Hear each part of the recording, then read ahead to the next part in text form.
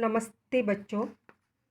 आज हम हमारे 12वीं कक्षा के पाठ्यक्रम में से 9वां जो पाठ है पद्य पाठ चुनिंदा शेर, इसके बारे में आज हम जानकारी लेने वाले हैं।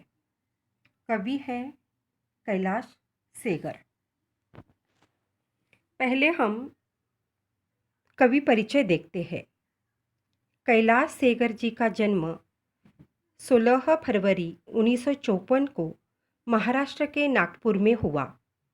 सहज सरल हिंदुस्तानी भाषा में लिखी आपकी रचनाएं सामान्य आदमी के जिंदगी में घुली वेदना, प्रश्न, भावना और उसकी धड़कन को व्यक्त करती है। काव्य में किए जाने वाले मौलिक प्रयोगों और कथ्य के तीखेपन के कारण कैलाश सेगर आज के गजलकारों में महत्वपूर्ण और लोकप्रिय नाम है। गजलों के अलावा गीत, कविता, कहानी, नाटक आदि विधाओं में आप लेखन करते हैं। पत्रकारिता के क्षेत्र में भी आपका उल्लेखनीय योगदान है। हिंदी के साथ साथ मराठी भाषा पर भी आपका प्रभुत्व है। आपके लेखन में प्रस्तुत विचार सोचने को बाध्य करते हैं। आपके साहित्यिक भाषा पाठकों के मन बुद्धि को झकझोर कर रख देती है। आपकी प्रमुख कृतियाँ सूरज तुम्हारा है, यह आपका गजल संग्रह है। यहाँ आदमी नहीं जूते भी चलते हैं। सुबह होने का इंतज़ार, यह आपका कहानी संग्रह है। अभी रात बाकी है, यह अनुदित साहित्य है। आदि आपकी रचनाएं प्रसिद्ध है। विधा परिचय। उर्दू कविता का लोकप्रिय प्रकार गजल है, जिसे गढ़ने में शेरों की, शेर यानी शेर शायरी की अहम भूमिका होती है। गज़ल की लोकप्रियता के फलस्वरूप इसे हिंदी ने भी अपना लिया है। यानी उर्दू का यह कविता का प्रकार है और इसे हिंदी ने भी अपनाया है। लोकप्रियता इतनी है कि हिंदी ने भी उसे अपनाया। गज़ल हिंदी में आते आते रूमानी भावभूमि से हटकर यथार्थ की जमीन पर खड़ी हो गई है। यथार्थ यानी वास्तवता आ गई है हिंदी में। इन शेरों द्वारा हिंदी गज़लों ने अपनी अभिव्यक्ति शैली के बल पर लोकप्रियता प्राप्त की है। आगे देखिएगा पाठ परिचय। प्रस्तुत शेरों में सामाजिक अव्यवस्था और विडंबना के विभिन्न चित्र शब्दों के माध्यम से व्यक्त किए गए हैं।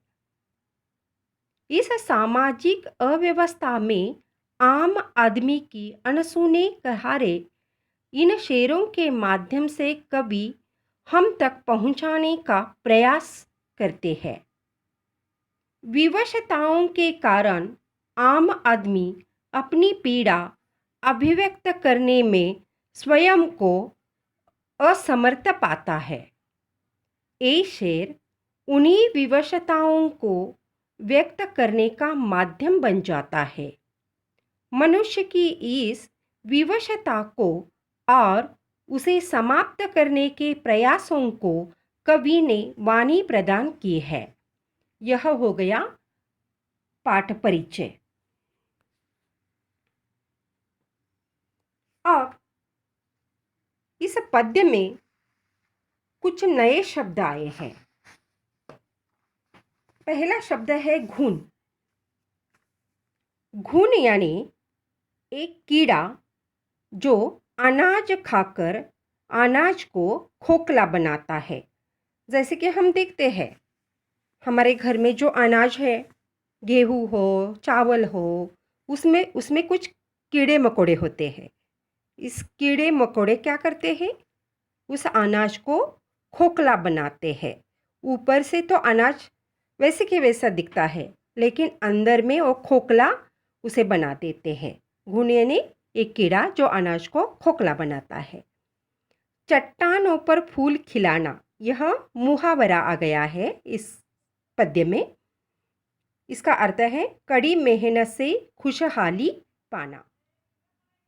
इसका वाक्य में प्रयोग भी हम कर सकते हैं।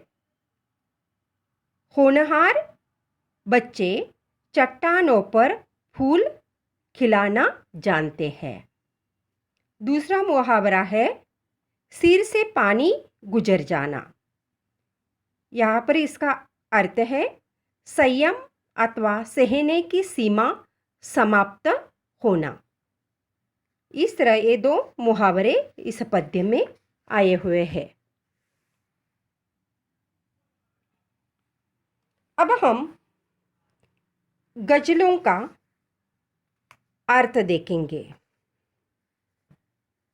एक एक गजल को हम शेर को हम पढ़ते जाएंगे और उसका अर्थ हम आपके सामने प्रस्तुत करेंगे।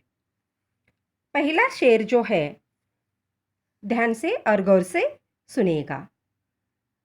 गजलों से खुशबू बिखरना हमको आता है। गजलों से खुशबू बिखराना हमको आता है। चट्टानों पर फूल खिलाना हमको आता है। अर्थ देखिएगा। कैलाश जी का कहना है कि या वे मानते हैं गजलों से या अपने काव्य से, अपने पद से, अपने शेर से, अपनी कविताओं से हम खुशबू फैलाने में सक्षम है। वह अपनी कृतियों से चट्टानों पर भी फूल खिला सकते हैं। अर्थात वे जो कठिन से कठिन कार्य को भी सहज से हल कर सकते हैं। इससे भी बढ़कर यह अर्थ हो सकता है असंभव कार्य को भी वे संभव करके दिखा सकते हैं, यानी कि क्रांति ला सकते हैं। यह हो गया पहले शेर का अर्थ। अब देखिएगा, शेर को गौर से सुनिएगा। परिंदों को शिकायत है, कभी तो सुन मेरे मालिक। परिंदों को शिकायत है, कभी तो सुन मेरे मालिक। तेरे दानों में भी शायद लगा है घुन मेरे मालिक। तेरे दानों में भी शायद लगा है घुन मेरे मालिक। परिंदा का मतलब पक्षी। शिकायत, शिकायत तकरार। मालिक ईश्वर, या जो हमको देता है उसे भी हम मालिक कहते हैं। अब इसका अर्थ हम देखते हैं। पक्षी ईश्वर से शिकायत कर रहे हैं। कौन सी शिकायत है इनकी? हे मालिक, कभी तो हमारी बात भी सुन लो। ऐसा प्रतीत होता है कि जो दाना आपकी कृपा से हमें प्राप्त होता है उसमें भी कीड़े लगे हैं। अर्थात आपकी कृपा भी अब प्रदूषित हो गई है। यानी कि जो देता है, जो दाता है, वह अहम में रहता है। अहम में रहने के कारण उन्हें लगता है मानो मैं ही इन लोगों को दे रहा हूँ। उनका मराठी में हम कहते हैं कि पोशिंदा मैं ही हूँ, इसीलिए वो जी रहे हैं। इसीलिए परिंदों की यह शिकायत कवि ने यहाँ पर प्रस्तुत की है। तीसरा शेर देखिएगा। हम जिंदगी के चंद सवालों में खो गए। हम जिंदगी के चंद सवालों में खो गए। सारे जवाब उनके उजालों में ही खो गए। सारे जवाब उनके उजालों में ही खो गए। अर्थ देखिएगा, कभी जिंदगी में आई परेशानियों से अप्रभावित हुए बिना उनका इस प्रकार सामना करते हैं कि वहीं से मानो उजाले फूट पड़े। सारी परेशानियां इस प्रकार समाप्त हो गई मानो कभी थी ही नहीं। यानी परेशानियों का सामना सहजता से कभी कर रहे हैं और परेशानियां लगती ही नहीं। इस प्रकार का इस शेर का अर्थ है। अब आगे का शेर देखिएगा। चट्टानी रातों को जुगनू से वह सवारा करती है।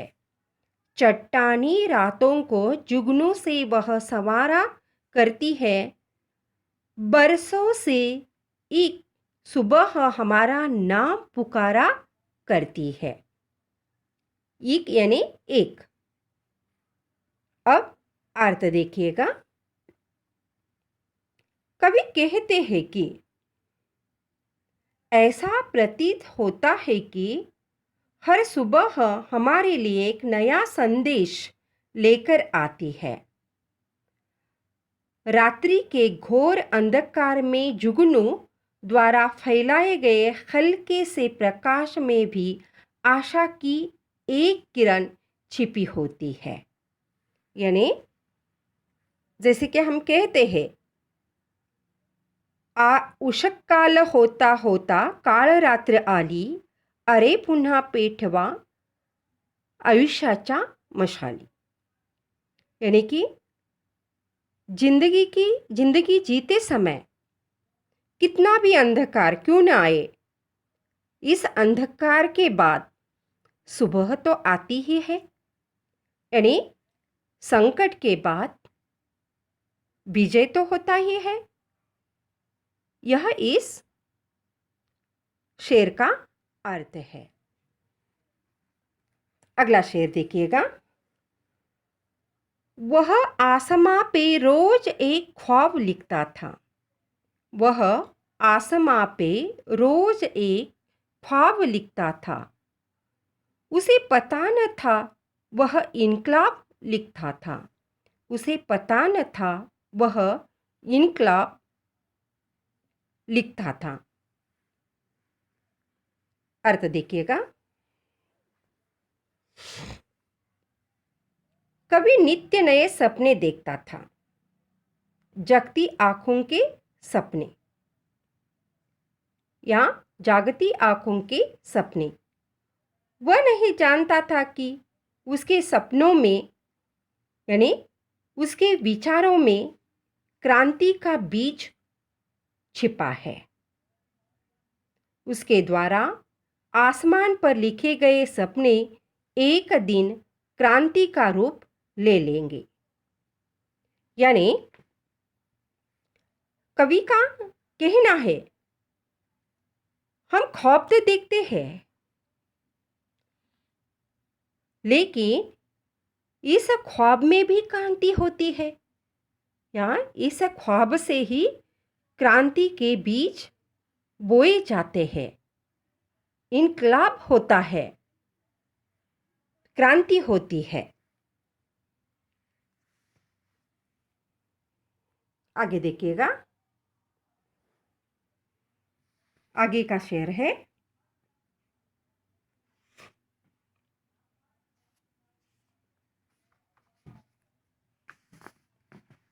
जैसे कि आगे के शेर भी इसी प्रकार के हैं जो विवशता प्रकट करते हैं। हंसी से अपने आंसुओं को छुपाकर देखो। हंसी से अपने आंसुओं को छुपाकर देखो। नया मुखौटा इस चेहरे पे लगाकर देखो। नया मुखौटा ये चेहरे पर लगाकर देखो।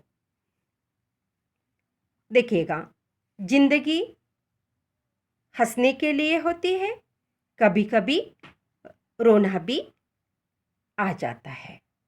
यानी लेकिन हंसी और आंसू यह मनुष्य के जीवन के दो अंग है, दो पहलू है। परंतु आज के इस युग में हर एक मनुष्य अपने जीवन की विसंगतियों से इस कदर त्रस्त है कि वह नहीं चाहता कि दूसरा कोई भी अपने आंसुओं से उनका कंधा भिगोए। देखिएगा, दूसरों का दुख हम अपने कंधों पर लेना नहीं चाहते। हर एक दूसरों के दुख से दूर भागता है। वे अपने कंधे भिगो नहीं देता। वे दूसरों को आसानी से सहारा नहीं देना चाहते हैं। इसीलिए कवि कहते हैं, अतः अच्छा यही रहेगा कि अपने चेहरे पर एक मुखौटा लगा कर जाइएगा और अपने आंसुओं को हंसी से छिपा लिया जाए। यानी मुखौटा जो हम है